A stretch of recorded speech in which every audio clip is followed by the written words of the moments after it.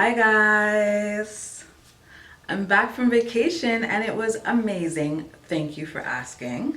I've been back for about a week and a half, so I still have a tan going on, but you know, it's kind of faded, or beginning to fade at least at this point. But it's been amazing not wearing any makeup and waking up looking like this, like melanin on fleek. I don't know, I feel like I kind of have to maintain this color and I'm not sure exactly how, because I can't go on vacation every week. I've been loving it, like absolutely zero makeup, and my skin just looks amazing. We had a great time. We went to Cancun to celebrate the boy's birthday, as you guys know, and I did vlog the entire trip, so you can check me out on my vlog channel. If you're interested, it's Toni and the Boy. I also put up a review on my blog, which is tonidaily.blogspot.com, a full review of the resort. So if you're interested, link is in the description box. So I got these braids done before I left and I'm over it, guys. That's why they're coming out so quick. I am over it. Over it. They serve their purpose and that's good enough for me. So you guys, I had another poor experience with a braider, and at this point I've decided to just write off braiders. Now I'm not writing off natural hairstylists, but braiders specifically. I'm over it. I'm done. Because I can't just keep coming back and, you know, complaining to you guys about it. So I'm just going to stick to doing my own braids, or using a natural hairstylist, somebody who actually specializes in natural hair. I ranted a little bit on my vlog channel, but in a nutshell, I booked my appointment for 9 a.m. When I got there, she was asleep. Didn't start my hair until 11:45 p.m. I stretched my hair the night before. So I blow dried it and I used shea butter in it and put it in 2 twists to keep it stretched. Once she started my hair, she sprayed it down with water and then walked away, allowing my hair to shrink back up. Let me just turn off my phone. And then once she got back and my hair was fully shrunken, she proceeded to take a hot blow dryer and a paddle brush and just rake through my hair. Like, I saw bits of hair flying everywhere. So once these braids come out, I'm certain that I'm going to have extensive damage. So I'm probably gonna trim, cut, whatever, and give it a lot of TLC. But I can't keep putting my hair through this, you know? I get a lot of mid-strand splits as opposed to split ends. My hair tends to split in the middle. I think that with all the stress that she put on my hair, it would just make the mid-strand splits worse. So I'm thinking of using henna again, you guys. I used henna way back in the day, like early on at the beginning of my healthy hair journey. I think a lot of people did, but I noticed that you don't really hear about henna anymore. Nobody's really talking about it. So I don't know if people are just over it, but I'm thinking of starting up a henna journey again. What do you guys think? I did like the way that my hair looked and felt when I was using henna. Because henna coats the strands of your hair, it tends to give it like a thicker look and a strengthened feel. So I did like that about it. What I didn't like, which is the reason I stopped using henna, is the reddish tint. You guys know that I love jet black hair, so that's why I discontinued using henna, was because my hair wasn't jet black anymore. But like I said, because of my hair, like, it's just shredded. So the braids are really easy to take out. All I'm doing is just looking to see where my hair ends and then cutting just below that and unbraiding. So a really simple process. I started at around 2 p.m. I'm hoping to be done before 4. So less than 2 hours is the goal. So I probably won't get around to washing it tonight. I think I'm just going to moisturize, detangle, and twist it up, and then rock my wig for the rest of the day. Can you hear the lawnmower? Is that too loud? I'm not sure. But the first section that I parted off is done. So I'm just going to moisturize it. I just recently started using this moisturizing spray again. It's called Natural Rocks. I've used this in the past. This is a great braid spray. It keeps your hair super soft underneath your braids. I did a review on it before, so I'll try to find it and link it in the atmosphere, but yeah, it's really great stuff. So what do you guys think about Lemonade?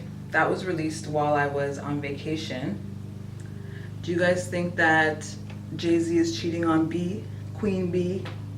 Beyonce has never been one to air her personal life publicly. She's always sort of been a private person, so I don't think it would make sense. It just doesn't fit into her character or what she's done in the past to all of a sudden be airing all her business. Second of all, I mean, there are a million writers on all of Beyonce's albums, so to think that she personally sat down and write each and every song based on her own personal experience is kind of, I mean, it doesn't make sense, right? Like when If I Was a Boy was released, did we think she was trans? No. It's just hard to believe that everybody's like all up in arms over this album, but nobody did it on any of the other albums. So I'm not saying her relationship is perfect, because no relationship is perfect. I'm sure that her and Jay-Z have had their own issues, but do I think that this album is directly correlated to him cheating? No, of course not. It just, I mean, I think that they're smart business people, you know? The album was released on Tidal, which is Jay-Z's company that Beyonce invested in. I mean, that's a smart business move if you ask me. They've got everybody talking about them. Their names are in everybody's mouth. So that just equates to dollar signs. Prince also passed away while I was on vacation. I missed so much. Like, it's crazy. So of course, rest in power to Prince. Condolences to his family and his fans. I personally am not a Prince fan. However, I can definitely appreciate his musical genius and what he contributed to the music industry. My sister, on the other hand, is a huge Prince fan. She was absolutely devastated. So now that I'm back from vacation, I'm feeling very refreshed and recharged and ready to get back to work for you guys. I've got a lot of cool products planned that will be released on my website. That will be coming up anywhere from the next week to the next couple of months. I think that vacation always sort of puts me in the right frame of mind once I get back. So I encourage everybody to do it. Just on whatever your scale is, whatever, you know, whatever scale you can afford to do vacation on, do it. Even if it's just an overnight getaway. I think it just helps you focus and recharge, and I feel good. I feel like I'm in a good place. I'm very blessed, and I'm very happy at exactly where I am at this moment in my life. Like, I'm content as is, you know? And I find that a lot of people have a hard time being content as is. We're always sort of reaching for whatever the next thing is, the next step, the next whatever. And there's nothing wrong with dreaming and aspiring and planning, but tomorrow's not promised, you know? So on the same hand, there's nothing wrong with being completely content with exactly where you are in the now. It's one of the things that I notice watching videos is that some subscribers, I'm not going to say all, of course, because my tonettes are not like that, but some subscribers it seems like they really have a hard time being happy for a vlogger where they are in their life, you know?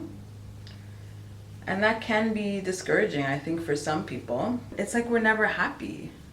If we can't be happy with where we are, what's to say that once we reach the next goal that we're going to be happy with that? I know a lot of vloggers, well, I'll just use examples of vloggers that I watch and that I'm cool with. So you can run and tell that, okay? We cool. Let's look at Naturally Nisi. I'm subscribed to her. I love Naturally Nisi to death. She just recently started sharing her relationship on her vlogs. She has a vlog channel. Before she started sharing it, people were constantly asking her, like, if she was dating. If she was dating and when she was going to, you know, do the boyfriend tag or introduce her boyfriend or whatever the case may be.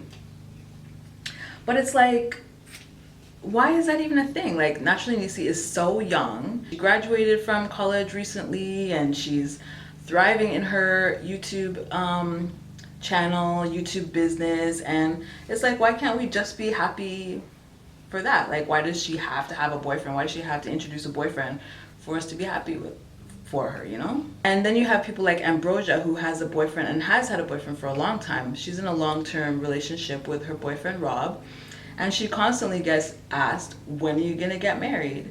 And it's like, why can't we just be happy for her long-term relationship, you know? Again, she's super young. They're both super young.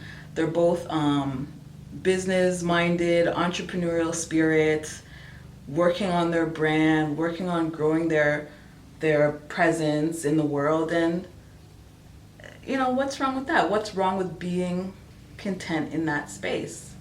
Marriage will come when it comes. You know, for me personally, I was with the boy for a long time before I got married, and that's what worked for me. Some people get married after dating for 2 months. And if that's what works for you, that's great, but that doesn't mean that's what works for everybody, right? I mean, Rob and Ambrosia seem completely content exactly where they are, and I don't think there's anything wrong with that. And then, of course, you have somebody like me who is married. I've been with the boy for 17 years, and I am completely content with exactly where I am. However, I constantly get asked, when are you gonna have kids? When are you gonna have kids? When are you gonna have kids? It's like, why can't I just be happily married? You know, why can't people just be happy for me where I am? And then there's people like Gabe, I guess, who would be considered at the next stage. So Gabe is also happily married with a son. However, she still gets constantly asked, when are you gonna have another kid? Like, what's wrong with just being happily married and enjoying her son? Her son's adorable. I love Siege to death. He calls me TT Toni, by the way. Not everything is for everybody. Not every woman that you meet is going to have children. Does that mean her life is a complete waste of time and she shouldn't bother dating or marrying, or her life won't be any more fulfilled? No, of course not. Her journey is not your journey. If I pass away tomorrow, childless, will my life have been in vain? You know, if I were to pass away before I got married, would my life be in vain? No, of course not. Of course not. It's not all in vain. The next time you go to speak to somebody in your life, whether it's your coworker or your niece or anybody, instead of constantly hounding them about what they don't have, maybe just ask about what they have, or ask about what they have accomplished. So instead, if your niece took a year off school, instead of asking her, when are you going back to school, ask her how her job is going. Ask her how her volunteer work is going. You know, the next time you talk to your cousin who is married with one child, instead of asking when the next one is coming, ask how the current one is doing in school. Or the next time you're talking to your sister who's married without kids, instead of asking when she's gonna have kids, ask her how her business is going. Let's focus on what we have instead of what we don't have, because today is a gift.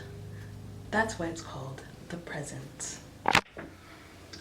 I am 75% done, you guys, and I accidentally cut one at the front. I think it's this one. Yeah, this one I cut. You can see. Damn it! But that's what happens when you are rushing, you guys. So never rush your hair. Don't be like me. I'm a bad example.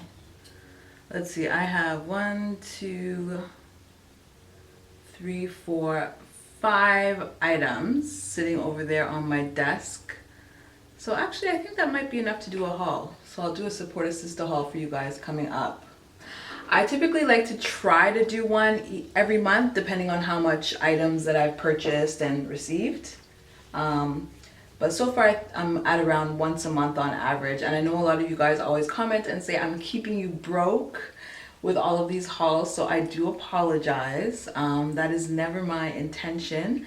I just want to share all of the amazing businesses that I come across. And I'm definitely an advocate for economic independence and financial freedom, obviously, which is why Support a Sister is so near and dear to my heart. But I want you guys to also be financially well off. So just because I do the hauls doesn't mean that you have to overspend or anything like that. I do believe that supporting your community should be in the budget. So, you know, if you can only put away $5 a week, then put away $5 a week. And then once a month, you can spend your $20 at a Black-owned business, you know. But definitely don't spend beyond your means. Stay within a budget and make a budget. Make sure that you include not only your household in your budget and your tithes and offering in your budget, but also your community in your budget. And I'm a true believer in give and he will give it back to you. So press down, shaking together, running over, girl.